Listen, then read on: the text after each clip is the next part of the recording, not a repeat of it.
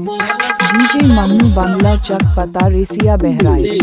लड़की के चक्कर में हम पड़नी एकदम हिले बोलैलस त चल गईनी। एगो लड़की के चक्कर में हम पड़नी एकदम हिले बोलैलस त चल गईनी।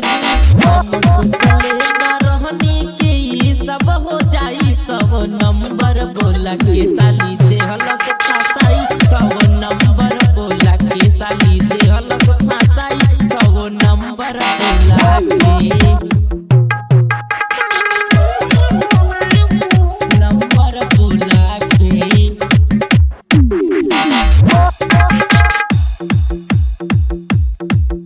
देहलस फसाई, देहलस नंबर बोला के। दिखने में ऐसे दिखती थी जैसे कच्ची कली हरी भरी है, उसके करीब मैंने जाकर के देखा, मुझको लगा कोई परी है, मुझको लगा कोई परी है। दिखने में ऐसे डीजे मन्नू बांग्ला चक पता रेसिया बहराइच।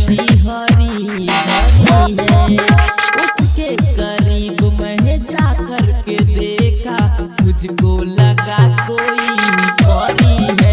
ओके देखते ही हम ऊपर फिदा भइनी, उतर जवन जवन कहलस हम कइनी। ओके देखते ही हम ऊपर फिदा भइनी, उतर जवन जवन कहलस हम कइनी।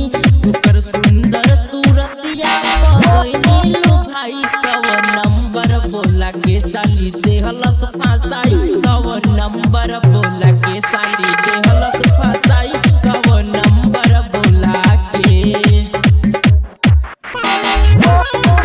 डीजे मन्नू बांग्ला चक पता रेसिया बहराइच। नंबर बोला के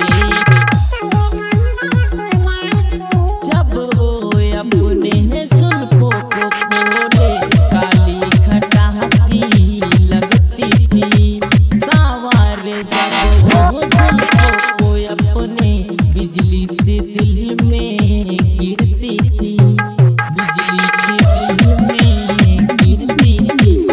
जब वो अपने जुल्फों को खोले, काली घटा हंसी लगती थी, सावारे जब वो जुल्फों को अपने बिजली से दिल में गिरती थी। जब मिले खातिर गईली तो बतावे लागल, राइटर सूरज पाल बाटे ओकरा पीछे लागल। जब मिले खातिर गईली तो बतावे लागल, राइटर सूरज पाल बाटे ओकरा डीजे पीछे मन्नू लागल। बांग्ला चक पता रेसिया बहराइच। संगे भइल बेवफाई, सब नंबर बोला के साली